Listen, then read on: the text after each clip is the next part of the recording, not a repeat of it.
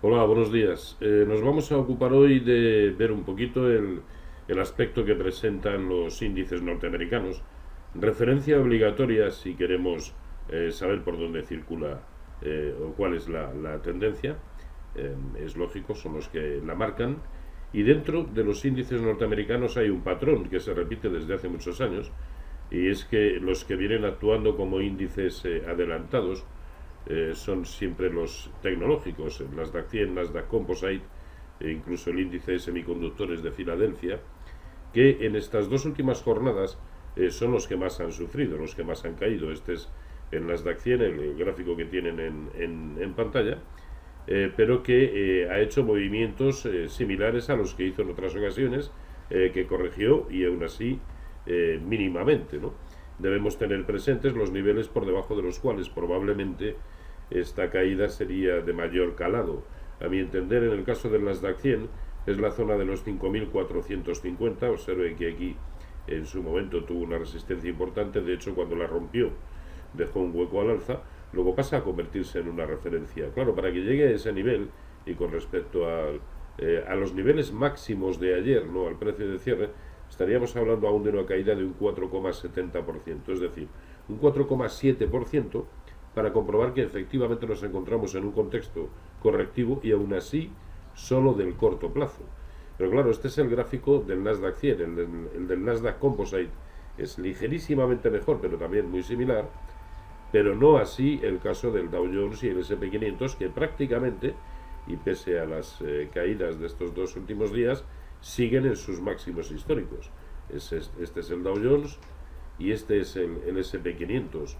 Por completar un poquito el panorama, el índice de semiconductores de Filadelfia, que presenta también un gráfico muy similar al de los Nasdaq, pero observen que en todo momento ha permanecido por encima del 0,382% de Fibonacci, a lo que ha sido de momento el último impulso alcista importante, con lo cual de momento nada dramático en absoluto, cosa que por ejemplo se ha puesto de manifiesto en los índices del VIX, en los niveles del VIX, el índice de volatilidad sobre el S&P 500, lo que conocemos como el índice del miedo. Recordemos que la vez anterior en que el mercado tuvo dos caídas, y aún así no preocupantes, no importantes, como creo que son estas, el índice del miedo pasó de niveles mínimos casi históricos en la zona de 9,75, en dos jornadas se fue a 15,50. En esta ocasión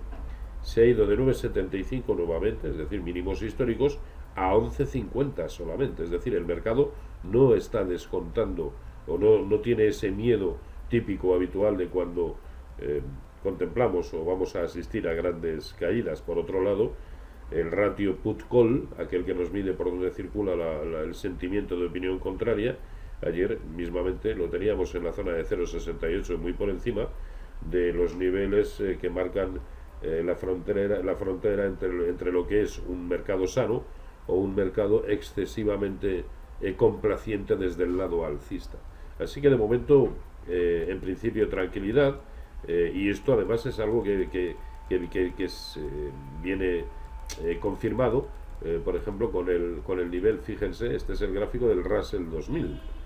el que agrupa a los 2000 de mayor capitalización en el mercado norteamericano, y observen que ayer en precios de cierre volvió a tener un nuevo máximo histórico, es decir, así no se cae. Así que de momento vamos a tomárnoslo como lo que es, como una corrección, no sé si sana o no, pero dentro de un escenario hoy por hoy todavía alcista. A mi entender faltan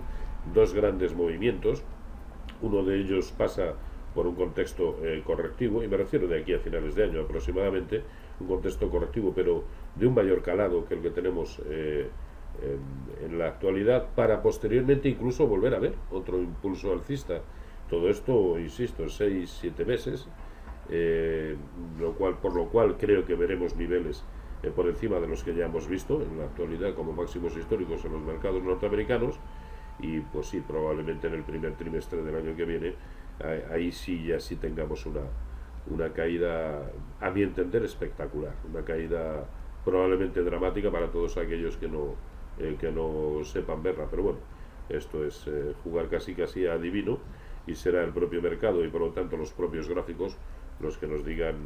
qué acciones debemos tomar en cada momento. Las de hoy pasan por mantener lo que tengamos en cartera, excepto algunos títulos que se hayan deteriorado demasiado y hayan perdido el buen aspecto que tenían con anterioridad, pero lo sucedido hasta el momento, desde luego, no da para pensar que estemos ante una caída importante. Así que, pues nada, feliz negocio, como siempre.